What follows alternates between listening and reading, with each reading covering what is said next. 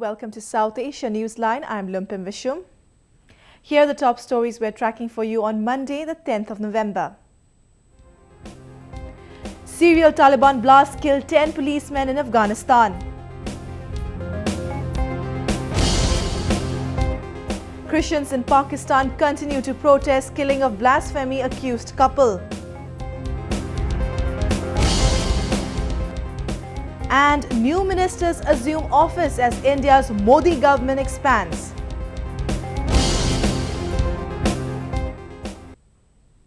And now for all the details. At least 10 policemen were killed in 3 separate bomb blasts in Afghanistan on Monday. The attacks took place in capital Kabul, in eastern Logar and Nangarhar province. Afghan security officials said all the 3 explosions were carried out by suicide bombers and the target was the police. The Afghan Taliban has claimed responsibility for the attacks. The insurgents, which were ousted from power in 2001 by the NATO invasion, have regularly been targeting Afghan security forces and police personnel.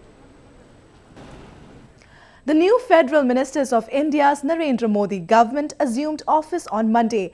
21 new faces were inducted into the cabinet in the first reshuffle of the 6-month-old administration, which was formed on the slogan of minimum government, maximum governance. Former Provincial Chief of Western Goa, Manohar Parrikar, took charge as the new Defence Minister of India on Monday. Said to be the most high-profile inductee into the Modi cabinet, Parrikar replaces Finance Minister Arun Jaitley, who had the additional charge of the defence portfolio. Jaitley in turn has been entrusted the charge of information and broadcasting, which so far was under a junior minister with independent charge. With the expansion that took place on Sunday, the number of cabinet ministers has gone up to 65. Other prominent faces that made into the government include J.P. Nadda, who replaced Dr. Harsh Vardhan as the new health minister. Suresh Prabhu, who dramatically joined the BJP from Shiv Sena on Sunday, replaced Sadanand Gowda as the minister for railways. Bihar BJP strongman Giriraj Singh also found his place in the cabinet as a junior minister along with party vice president Mukhtar Abbas Naqvi. The reshuffle, however, had some surprises too. Former Olympian Rajyavardhan Rathore, a first-time lawmaker, was made the junior minister for information and broadcasting. Bollywood playback singer Babul Supriyo also took oath as the new junior minister for urban development. BJP said the new cabinet is based on performance and has given due representation to all sections and regions. The new cabinet that the Modi government has formed today in the centre is based on performance. Most of the people who have been inducted in the cabinet are people who have performed in the past in a historical way. A due representation has been given to all the area of this country in keeping with the view of Mr. Modi. The opposition Congress party, however, criticised the Modi government for going back on its words and taking to a large cabinet, something which BJP itself had for long criticised. With so much of hype and hoopla about maximum governance and minimum government, the figure today of whatever 66, 67 ministers is exactly the figure which the UPA had when it started. So I think to suggest that the UPA got the figures wrong and that maximum governance means lower figures is the error of the Modi government also. After winning the general elections, the BJP had in May said it wanted to have a smaller cabinet for effective governance.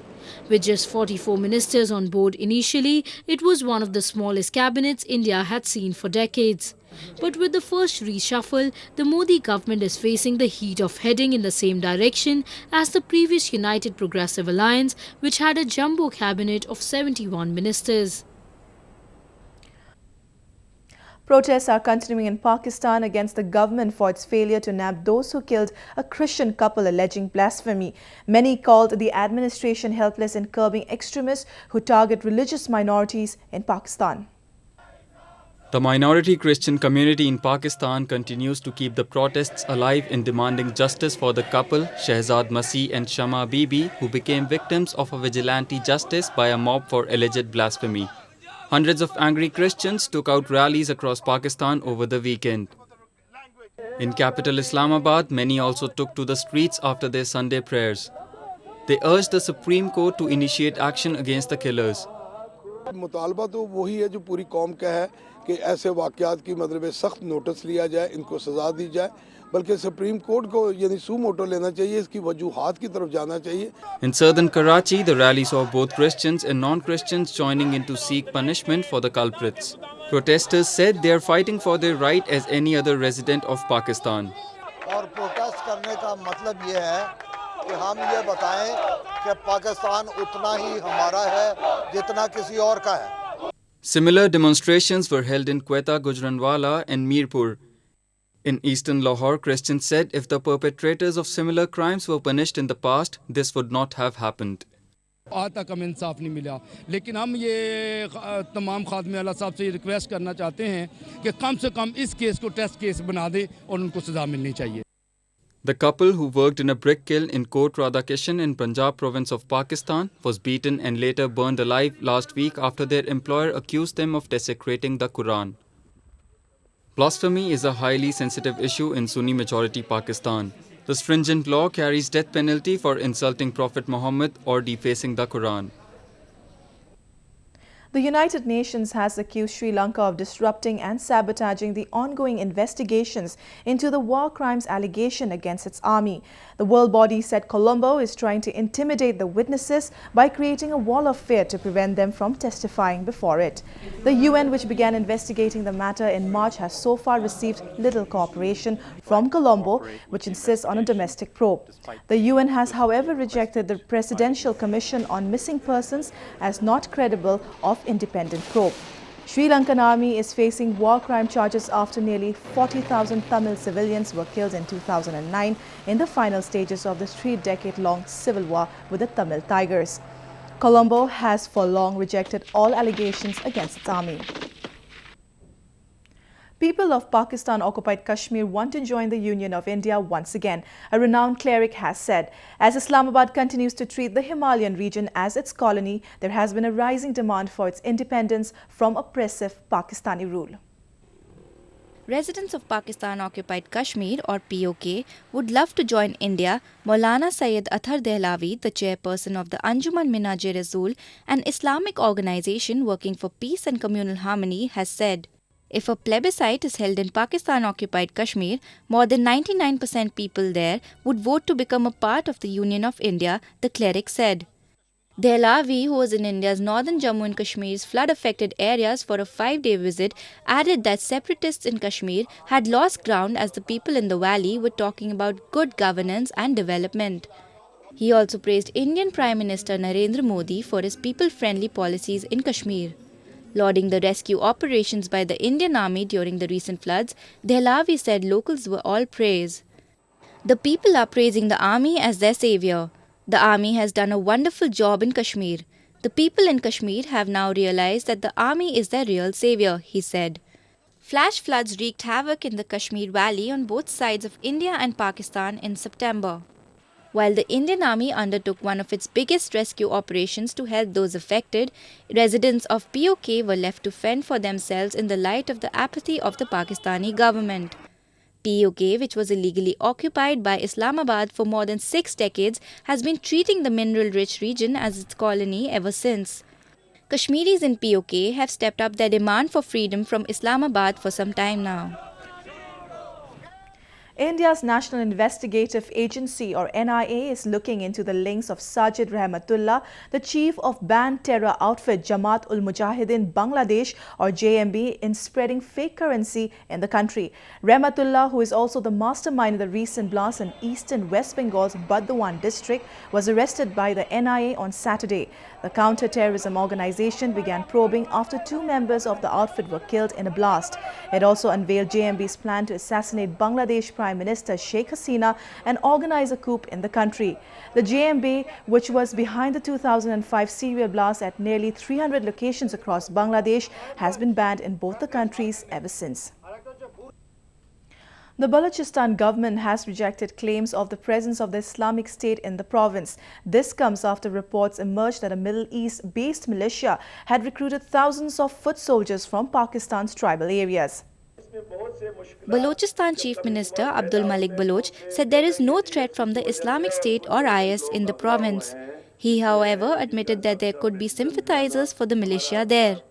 Baloch's remarks come after allegations came out that there is an increase in pro-IS posters across the southwestern province. Balochistan administration had, however, recently sent out a report to the federal government warning of the IS militants recruiting from the insurgency-hit province. There were also suspicions of the IS joining hands with local militant groups like the Lashkar-e-Jhangvi to operate in Pakistan. The Human Rights Commission of Pakistan has expressed concern over the growing presence of extremists in the province too. This is not the first time that IS posters and literature have surfaced in Pakistan. In September, the militia had distributed pamphlets and flags in Peshawar calling Pakistanis to join the caliphate of Abu Bakr al-Baghdadi. Chinese President Xi Jinping has called on Bangladesh to work together for building an economic corridor linking the two nations with neighboring India and Myanmar. President Jinping also welcomed Bangladesh to join the Asian Infrastructure Investment Bank or AIIB as a founding member. Bangladeshi President Abdul Hamid, who was in China for a dialogue on strengthening connectivity partnership, agreed to enhance trade, agriculture and maritime with Beijing. Bangladesh expects to seize the chance brought by China's vision to build the Silk Road economic belt and the 21st century maritime Silk Road.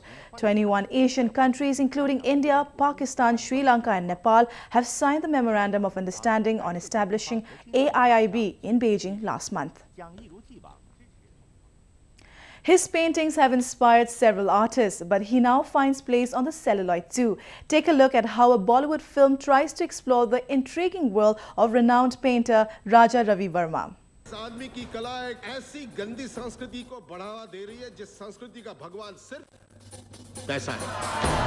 He left a mark through his strokes on the canvas centuries back, but his work is seeing the light of silver screen today.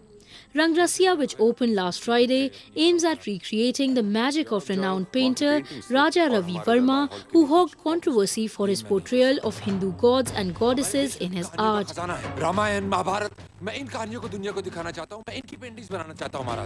The cast of the film got together to celebrate their latest film in entertainment capital Mumbai.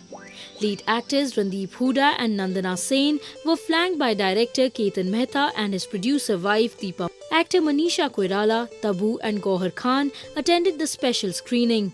Filmmakers Sudhir Mishra and Rajkumar Hirani also came to wish the team. Both Hooda and Sen were excited with the release of the film, which had run into controversy for projecting the film of the troubled painter on the big screen.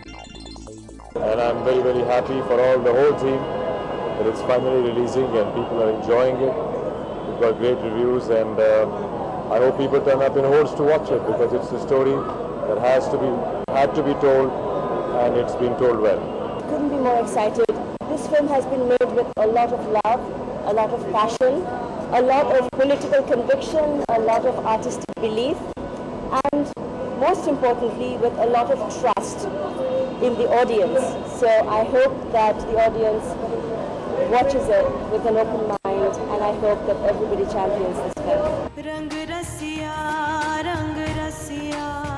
Rangrasiya is adapted from Marathi writer Ranjit Desai's biographical novel Raja Ravi Verma.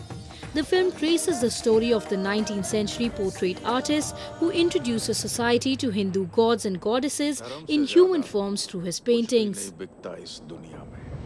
Rangrasiya tries to chronicle the life of Verma, his passion for art, his conflicts with self-righteous godmen who try to impose artistic censorship on him, his lust for appreciation and his relationship with his muse Sugandha, who happens to be a prostitute. Well, that's the way it was in South Asia this evening. Before we conclude the top stories once again. Serial Taliban blast killed 10 policemen in Afghanistan.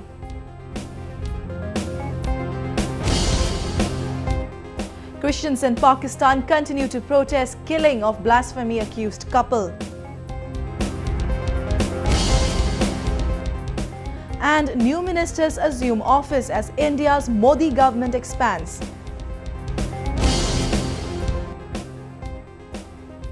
That's all in tonight's edition. We will see you same time tomorrow. Good night.